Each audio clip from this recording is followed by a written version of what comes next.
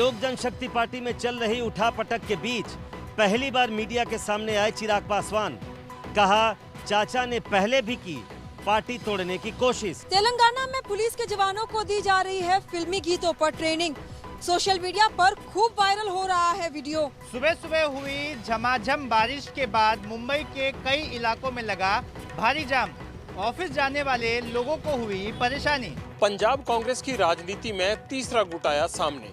Captain और सिद्धू की लड़ाई में बाजवा गुट ने शुरू की पोस्टर वॉर। यूपी के पीलीभीत में पुलिस ने निकाला मारपीट के आरोपियों का जुलूस। मोबाइल की दुकान में घुसकर की थी मारपीट। ये सारी खबरें तूफानी रफ्तार से आपको बताएंगे सीधे फील्ड से। सबसे पहले शुरुआत करते हैं इस वक्त की सबसे बड़ी खबर से।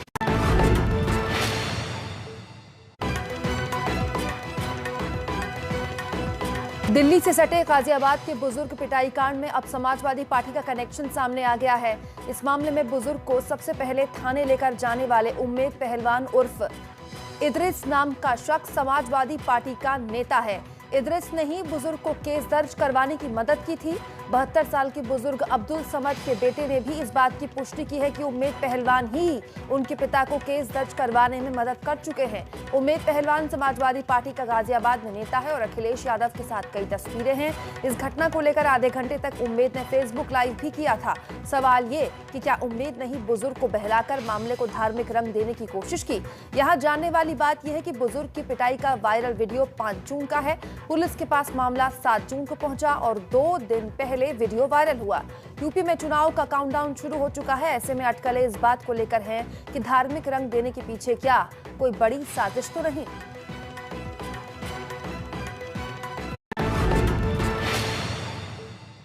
गाजियाबाद में एक मुस्लिम बुजुर्ग की पिटाई के वायरल वीडियो के मामले में गलत जानकारी शेयर करने वालों के खिलाफ होगी कार्रवाई। पुलिस ने ऐसे कई लोगों की पहचान की है। सोशल मीडिया पर वायरल इस वीडियो की सच्चाई सामने आने के बाद अब पुलिस झूठी जानकारी फैलाने वालों पर कार्रवाई की तैयारी में है।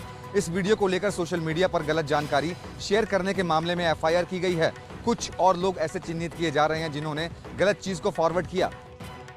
इसका मतलब ये हुआ कि कई और लोगों पर भी मुकदमे की आंच आएगी। पुलिस के मुताबिक पीड़ित ने भी अपनी एफआईआर में कई तथ्य छुपाए थे। सोशल मीडिया साइट ट्विटर का देश में मध्यस्थ का दर्जा खत्म हो गया है। भारत सरकार के नियमों का पालन नहीं करने की वजह से ट्विटर पर यह कार्रवाई हुई है। माइक्रो ब्लॉगिंग साइट ट्विटर को आईटी एक्ट के तहत इम्यूनिटी मिली हुई थी, जिसके तहत ट्विटर को किसी भी कानूनी कार्रवाई या मानहानि या जुर्माने से छूट मिली हुई थी, लेकिन अब ये खत्म हो गई है। ट्विटर के खिलाफ इस इम्यूनिटी खत्म होने के बाद पहली एफआईआर भी गाजियाबाद में हो गई। ये इम्यूनिटी खत्म होने को लेकर सरकार ने कोई आदेश जारी नहीं किया है। सरकार के बनाए नियम का पालन नहीं करने से ये इम्यूनिटी अपने आप खत्म हो गई। ट्विटर ने सरकार द्वारा सोशल मीडिया के लिए बनाए गए नए नियमों के मुताबिक मुख्य नोडल अधिकारी, मुख्य संपर्क अधिकारी और शिकायत अधिकारी की नियुक्ति और उनके नाम सरकार से अभी तक साझा नहीं किए।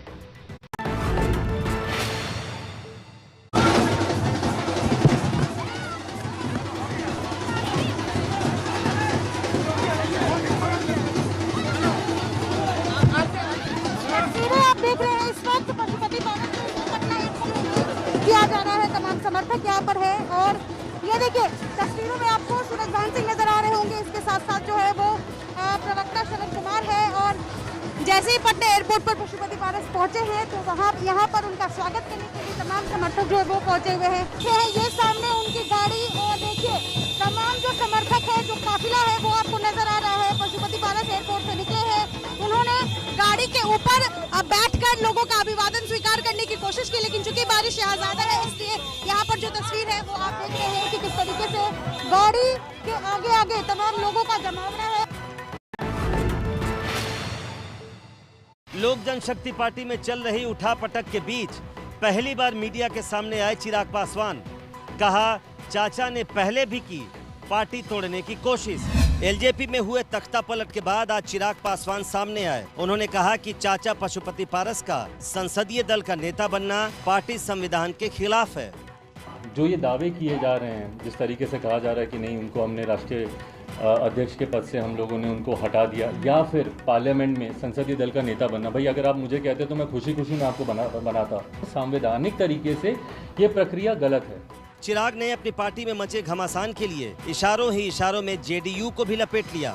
चुनाव के दौरान भी, चुनाव से पहले भी, मुझे याद है जब पापा अस्पताल में भी थे तो उस वक्त भी कई बार कुछ लोगों द्वारा और जनता दल यूनाइटेड के द्वारा खास तौर पर मेरी पार्टी लोक जनशक्ति पार्टी को तोड़ने का प्रयास निरंतर तब भी किया जा रहा था। इस विवाद में पीएम मोदी से मदद मांगने के सवाल पर चिराग पासवान ने दिलचस्प जवाब दिया।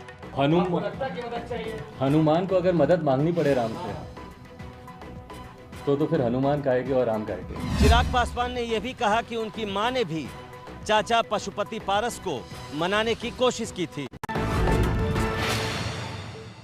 लोक जनशक्ति पार्टी में बढ़ता जा रहा है चाचा पशुपति पारस और भतीजे चिराग पासवान का झगड़ा।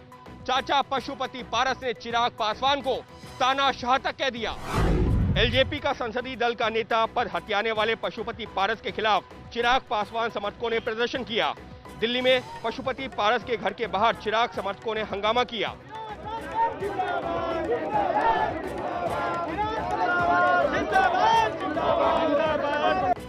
इस बीच पशुपति पारस ने भी भतीजे चिराग पासवान पर हमले तेज कर दिए हैं। पारस ने कहा कि चिराग पार्टी संविधान के खिलाफ एक साथ 3 पदों पर विराजमान थे। संविधान में स्पष्ट लिखा हुआ है, एक व्यक्ति एक पद, एक व्यक्ति एक ही पद पर रह सकता है। ये पासवान जी की लिखा हुआ संविधान है। चिराग पासवान जी 2013 में संसदीय पार्लियामेंट्री बोर्ड के चेयरमैन बनाए गए। फिर 2019 में उनको पार्टी का राष्ट्रीय अध्यक्ष बनाया गया और फिर संसदीय दल के नेता भी बने। एक व्यक्ति और 3 पद पर मौजूद हैं। चाचा पशुपति पारस ने कल ही भतीजे चिराग पासवान को लोजपा के अध्यक्ष पद से हटाकर विरोधी गुट के सूरज भान को कार्यकारी अध्यक्ष बना दिया था और फिलहाल विरोधी गुट नए अध्यक्ष पद को चुनने की तैयारी कर रहा है। अकाली बीजेपी गठबंधन पर अपने एक बयान से फंस गए हैं कांग्रेस सांसद रवनीत सिंह बिट्टू। अनुसूचित जाति आयोग ने बिट्टू को 22 जून को पेश होने का नोटिस दिया है। कांग्रेस सांसद रवनीत सिंह बिट्टू को 22 जून को सुबह 11:30 बजे अनुसूचित जाति आयोग के सामने पेश होना होगा। यहां उन्हें अपने बयान पर सफाई देनी पड़ेगी। आयोग ने उन्हें हाजिर होने के लिए नोटिस भेजा है। बिट्टू पर अनुसूचित जाति के खिलाफ अपमानजनक बयान देने का आरोप है। पंजाब में अकाली दल और बीएसपी के गठबंधन पर बोलते हुए उन्होंने कह दिया था कि अकाली दल ने श्री आनंदपुर साहिब और चमकौर साहिब जैसी पवित्र सीट भी बीएसपी को दे दी। रवनीत बिट्टू इस बयान पर लंबी चौड़ी सफाई दे चुके हैं, लेकिन चुनावी मौसम में अकाली दल और बीएसपी दोनों ही इस मुद्दे पर आक्रामक हैं। बीएसपी में टूट की खबर को मायावती ने बताया भ्रामक। कहा समाजवादी पार्टी अनुसूचित जाति के खिलाफ उनका चाल और चरित्र उजागर हुआ। समाजवादी पार्टी के अध्यक्ष अखिलेश यादव से मंगलवार को बीएसपी के कुछ विधायकों ने मुलाकात की थी, जिसके बाद सपा ने दावा किया कि बीएसपी के विधायक समाजवादी पार्टी में आने वाले हैं। इस खबर के बाद अब मायावती ने ट्विटर के जरिए निशाना साधा है। मायावती ने कहा है, जोड़ तोड़, द्वेष, जातिवाद की संकीर्ण राजनीति में माहिर समाजवादी पार्टी मीडिया के सहारे प्रचारित कर रही है कि बीएसपी के कुछ विधायक टूटकर सपा में जा रहे हैं। ये घोर छलावा है।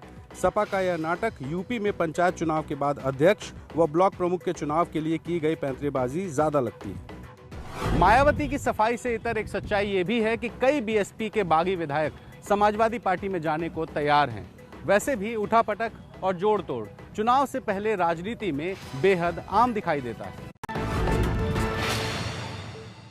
यूपी में विधानसभा चुनाव से पहले राष्ट्रीय स्वयंसेवक संघ चित्रकूट में करेगा मंथन। आरएसएस का यह मंथन चित्रकूट में जुलाई महीने में होगा। उत्तर प्रदेश में चल रही सियासी हलचलों के बीच बन रही चुनावी फिजा में आरएसएस भी मंथन की तैयारी में है। इसके तहत आरएसएस 9 जुलाई से 13 जुलाई तक चित्रकूट में प्रांत प्रचारक की बैठक कर रहा है। इसमें आरएसएस प्रमुख मोहन भागवत समेत संघ के सभी बड़े पदाधिकारी शामिल होंगे। देश भर के वरिष्ठ प्रचारक इस बैठक में वर्चुअल तौर पर जुड़ेंगे। आरएसएस की इस बैठक में यूं तो तमाम मुद्दों पर चर्चा होनी है, लेकिन सबसे अहम है यूपी विधानसभा चुनाव। यूपी में बीजेपी के भीतर मचा घमासान का मसला भी इस बैठक में उठाया जा सकता है। यूपी में अगले 8 महीने में विधानसभा के चुनाव होने हैं। ऐसे में प्रदेश के विधानसभा चुनाव से पहले आरएसएस का यह मंथन काफी अहम माना जा रहा है। पंजाब कांग्रेस की राजनीति में तीसरा गुट आया सामने। कैप्टन और सिद्धू की लड़ाई में बाजवा गुट ने शुरू की पोस्टर वॉर। पंजाब के फरीदकोट की सड़कों पर बड़े बड़े पोस्टर लगाए गए हैं और खास बात यह है कि इन पोस्टरों पर ना तो कैप्टन अमरिंदर सिंह हैं और ना ही नवजोत सिंह सिद्धू। पोस्टर लगाए हैं राज्यसभा के सांसद प्रताप सिंह बाजवा के समर्थकों ने, इसलिए पोस्टर पर बाजवा की बड़ी बड़ी तस्वीरें लगी हुई हैं। और बड़ी बात यह भी है कि बाजवा समर्थकों ने इन पोस्टरों के जरिए कैप्टन सरकार पर चुनावी वादे पूरे नहीं करने का कटाक्ष किया है। इससे पहले पंजाब में कैप्टन और सिद्धू के समर्थक पोस्टरबाजी कर चुके हैं। अगले साल के शुरुआत में पंजाब में विधानसभा चुनाव होने हैं। कैप्टन और सिद्धू की लड़ाई जग जाहिर है। अब ऐसे में तीसरे गुट ने जिस तरह से अपनी ही सरकार को घेरा है, उससे साफ है कि कांग्रेस की गुटबाजी अभी थमने वाली नहीं है।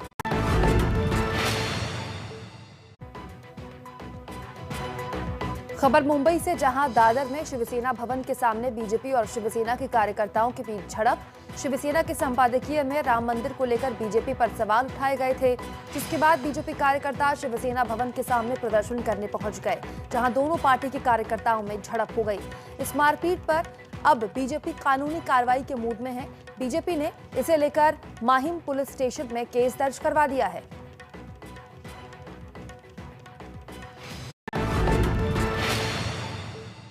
फिल्म अभिनेता और बीजेपी नेता मिथुन चक्रवर्ती से हुई वर्चुअली पूछताछ। चुनाव के दौरान भड़काऊ भाषण देने के आरोप में उनके खिलाफ कोलकाता में मामला दर्ज हुआ है। पश्चिम बंगाल चुनाव के दौरान भड़काऊ भाषण देने के आरोप में घिरे मिथुन चक्रवर्ती को आज कोलकाता पुलिस को अपनी सफाई देनी पड़ी। हालांकि मिथुन चक्रवर्ती से ये पूछताछ वीडियो कॉन्फ्रेंसिंग के जरिए हुई।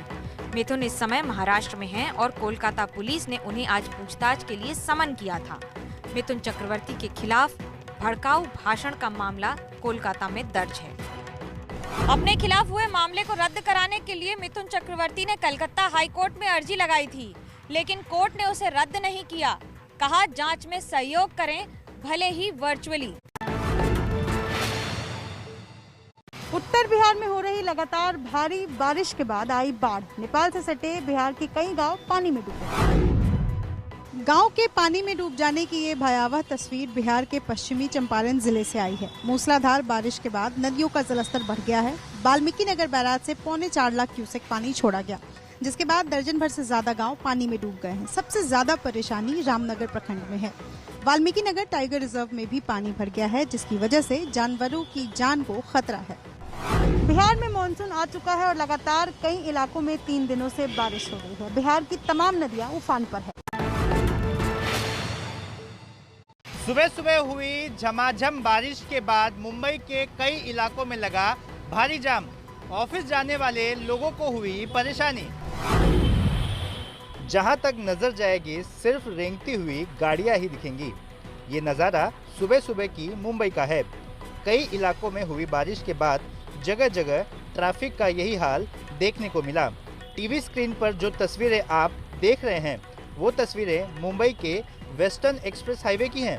गोरेगांव से जोगेश्वरी के बीच ट्रैफिक की रफ्तार काफ़ी सुस्त रही। इस वजह से जो लोग सुबह दफ्तर के लिए निकले थे उन्हें काफ़ी परेशानी हुई। मुंबई में मॉनसून आ चुका है और आज की हुई बारिश के बाद मुंबई के कई इलाकों में पानी भी भर गया। हमारी अपील है कि बारिश के मौसम में घर से निकलने से पहले थोड़ा ट्रैफिक की जानकारी ले लें ताकि परेशानियों से बच सकें। उत्तर भारत में अगले 5 दिनों में फिलहाल नहीं पहुंच पाएगा मॉनसून। मौसम विभाग का कहना है कि धीमी है इस बार मॉनसून की रफ्तार। 3 जून को केरल तट पहुंचने के बाद मॉनसून मध्य भारत और पूर्वी भारत को पार कर चुका है, लेकिन उत्तर भारत पहुंचने में अभी वक्त है। पूर्वानुमान के मुताबिक अगले 5 दिनों में पंजाब, हरियाणा, दिल्ली में मॉनसून आने के आसार फिलहाल नहीं है। हमारा जो आज पूर्वानुमान है कि अगले 5 दिन में जो पंजाब, हरियाणा, दिल्ली, राजस्थान, गुजरात इस इलाके में मानसून आने का कोई फेवरेबल कंडीशंस नहीं है।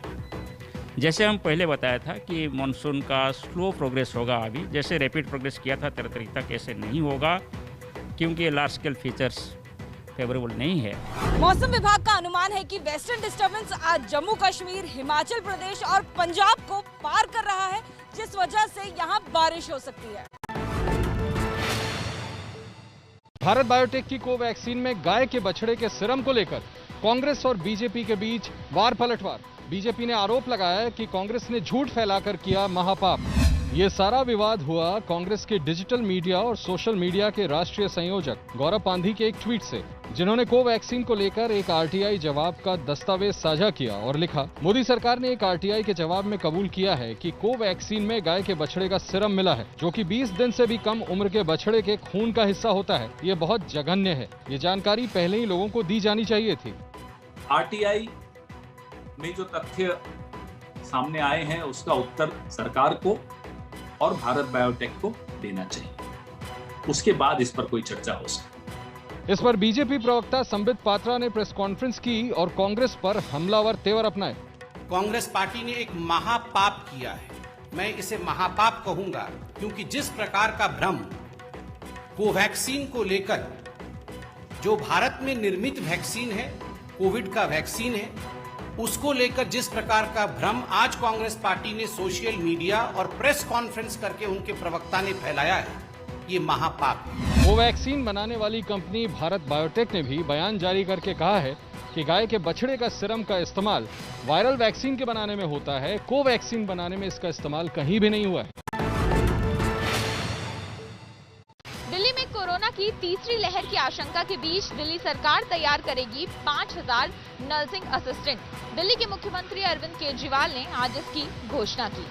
कोरोना के हालातों के बीच दिल्ली सरकार ने मेडिकल और पैरामेडिकल स्टाफ की कमी होने की स्थिति में एक बैकअप प्लान तैयार किया है।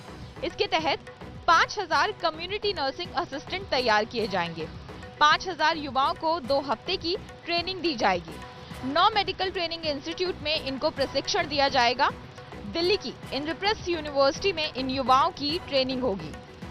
ये नर्सिंग असिस्टेंट खुद कोई निर्णय नहीं ले सकेंगे, ये डॉक्टर्स और नर्सेस के दिशा निर्देश पर काम करेंगे। दिल्ली में लूट का हैरान कर देने वाला वीडियो सामने आया है। सुल्तानपुरी इलाके में एक लड़की से मोबाइल लूटकर भागती दिखी एक लुटेरी महिला, पुलिस ने किया गिरफ्तार। सीसीटीवी के इस वीडियो में साफ दिख रहा है कि एक लड़की गली में मोबाइल पर बात करती हुई जा रही है, तभी पीछे से एक लड़की आती है और मोबाइल छीनने लगती है। इस दौरान दोनों में गुत्थम गुत्था भी हो रही है। मामला दिल्ली के सुल्तानपुरी इलाके का है। लुटेरी लड़की मोबाइल छीनकर आराम से चल देती है। बाद में पुलिस ने मामला दर्ज कर जांच शुरू की तो फोन छीनने की आरोपी लड़की का पता चल गया। आरोपी का नाम ज्योति है और पुलिस ने उसे गिरफ्तार कर लिया है, जो कि मंगोलपुरी की रहने वाली है। ये घटना सबक है कि सड़क पर चलते वक्त आप सावधान रहे, न जाने किस रंग रूप और वेशभूषा में आपका सामना लुटेरों से हो जाए। बक्से में मिली 21 दिन की बच्ची गंगा का पालन पोषण करेगी यूपी सरकार। सीएम योगी ने दिए निर्देश, चिल्ड्रन होम में मिले बच्ची को पूरी सहायता। गाजीपुर में इसी बक्से से बच्ची गंगा नदी में एक मछुआरे को मिली थी। इसके बाद स्थानीय प्रशासन को इसकी जानकारी दी गई। बक्से में बच्ची के साथ भगवान की तस्वीर और कुंडली भी रखी हुई थी। कुंडली पर ही बच्ची का नाम गंगा लिखा हुआ था। गाजीपुर से गंगा का मामला लखनऊ पहुंचा और इसकी जानकारी सीएम योगी को मिली। इसके बाद मुख्यमंत्री ने बच्ची को चिल्ड्रन होम में पूरी सहायता देने के साथ ही जीवन भर के लालन पालन का खर्च उठाने का आदेश दिया है। बच्ची गंगा में कहां से बहते हुए आई, फिलहाल इसका पता नहीं चल सका है, लेकिन सीएम योगी ने बच्ची को बचाने वाले मल्लाह को सरकारी घर और आर्थिक मदद देने के लिए गाजीपुर प्रशासन को कहा है। तेलंगाना में पुलिस के जवानों को दी जा रही है फिल्मी गीतों पर ट्रेनिंग। सोशल मीडिया पर खूब वायरल हो रहा है वीडियो।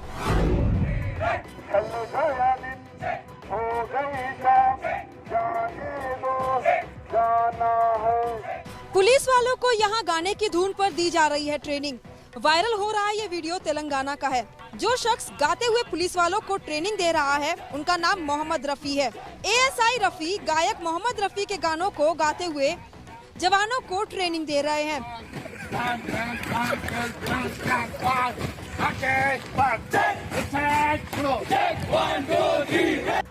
रफी की तैनाती गढ़वाल जिले के बीचूपल्ली में है। यहाँ 10वीं बटालियन के स्पेशल पुलिस ट्रेनिंग केंद्र में नए जवानों को ट्रेनिंग दी जा रही है।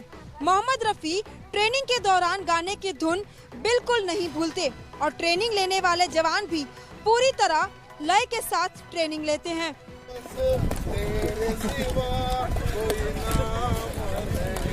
होय होय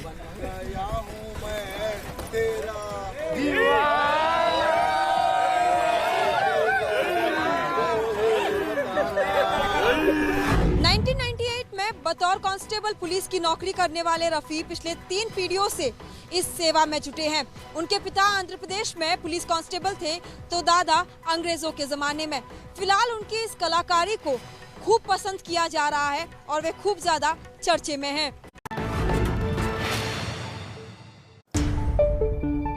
एलजेपी कार्यकारिणी की बैठक कल सुबह 11 बजे से है। इस वक्त की बड़ी खबर, पारस गुट की तरफ से ये बैठक बुलाई गई है। इस बीच पटना में एलजेपी के दोनों गुटों के समर्थक आपस में भिड़ गए हैं। पारस गुट ने बैठक बुलाई राष्ट्रीय कार्यकारिणी की। कल ये बैठक है, सुबह 11 बजे वक्त निर्धारित किया गया है, लेकिन इस बीच पटना में एलजेपी के दोनों गुट आपस में भिड़ गए। पटना एयरपोर्ट से अब एलजेपी दफ्तर पहुंच चुका है तमाम समर्थकों का काफिला। और ये देखिए यहाँ पर जब एलजेपी दफ्तर पहुंचे हैं पशुपति पारस, तो चिराग गुट वर्सेस पशुपति पारस गुट की तस्वीर यहाँ अब आपको नजर आ रही होगी। और देखिए कि किस तरीके से जो है वो दोनों ही गुटों के बीच अब झड़प जैसी स्थिति है। पुलिस को बीच में मामला जो है वो शांत कराना पड़ा है और दूसरी तरफ आपको चिराग गुट के लोग दिखाई दे रहे होंगे। और ये देखिए ये चिराग गुट के समर्थक आपको नजर आ रहे हैं। ये देखिए मैं जरा पोस्टर दिखाऊं, काला झंडा, काला कपड़ा, काली पट्टी लेकर ये पोस्टर भी यहाँ पे गला दबा रही थी पुलिस भी, और हमको मारने का कोशिश किया गया, जान से मारने। हम लोग हाथ जोड़ के बोल रहे हैं कि हमको अंदर जाने दीजिए, हमको अंदर जाने दीजिए, पर किस तरह से आप सर हम लोग शांति तरीका हाथ जोड़ के कह रहे हम लोगों को मिलने दीजिए, हाथ जोड़ते हैं। ये तस्वीर है यहाँ पर देखिए कि ये सभी चिराग समर्थक हैं जो अंदर जाने की कोशिश कर रहे हैं, लेकिन पुलिस ने इनको रोक दिया है। ये तस्वीर यहाँ पर नजर आ रही है। बिल्कुल झड़प जैसी स्थिति आपको इस वक्त नजर आ रही है एलजेपी दफ्तर के बाहर, क्योंकि ये लोग कहने की ये कोशिश कर रहे हैं कि पुलिस इन्हें भगा रही है यहाँ से। और जो तमाम पशुपति पारस के समर्थक है वो अंदर पहुंच चुके हैं एलजेपी दफ्तर के अंदर। और यहाँ पर जो है अब थोड़ी ही देर में कार्यकर्ताओं से मिलने का कार्यक्रम जो है वो शुरू हो जाएगा। और ये तस्वीर एलजेपी दफ्तर के अंदर की, कार्यकर्ता जो है वो पहुंच चुके हैं, लेकिन इस बीच किस तरीके से चिराग समर्थक जब पहुंचे तो उन्हें यहाँ से भगा दिया गया है, क्योंकि उन्होंने पशुपति पारस तो चिराग गुट वर्सेस सीधे टीवी से जुड़ गई है हमारे साथ निधि श्री झा। निधि श्री, ये गर्मा गर्मी और ये जोर आजमाइश दोनों गुटों के बीच साफ बता रही है कि कल सुबह 11 बजे होने वाली बैठक पर सबकी नजर रहेगी। निधि श्री की रिपोर्ट आप देख रहे थे। इस वक्त की बड़ी खबर, ये तब की तस्वीर है जब दोनों गुट आपस में भिड़ गए एलजेपी कार्यकर्ताओं के, चाहे वो चिराग पासवान का गुट हो या पशुपति पारस का गुट हो। लेकिन सीधे फील्ड से हमारे साथ जुड़ गई हैं निधि श्री, ये गहमा गहमी बता रही है दोनों गुटों के समर्थकों के बीच कि कल सुबह 11 बजे की बैठक गर्मा गर्म रहने वाली है। जी बिल्कुल, देखिए इस स्थिति का अंदेशा जो पहले से ही लगाया गया था, क्योंकि 2 दिन से जो पटना में तस्वीरें नजर आ रही हैं वो ये दिखाने की कोशिश की जा रही है कि चाचा बनाम भतीजे में किसका पलड़ा भारी है। एक दिन चाचा के समर्थक आते हैं तो दूसरे दिन भतीजे के। और आज जो स्थिति थी, चूंकि पशुपति पारस जो है वो पटना एयरपोर्ट पहुंचे और उसके बाद तमाम समर्थक जैसे उनके कार्यालय के अंदर गए, पहले से ही चिराग के जो समर्थक है वो वहाँ पहुंचे हुए थे और उन लोगों ने प्रदर्शन करना शुरू कर दिया, क्योंकि पुलिस बल आज बड़ी संख्या में तैनात की गई थी ताकि ये जो मामला है दोनों की लड़ाई का उसको पहले से ही सुलझाया जा सके। लेकिन देखिए कल जो बहुत शुक्रिया आपका निधि जी, आप जुड़ी थी हमारे साथ सीधे फील्ड से।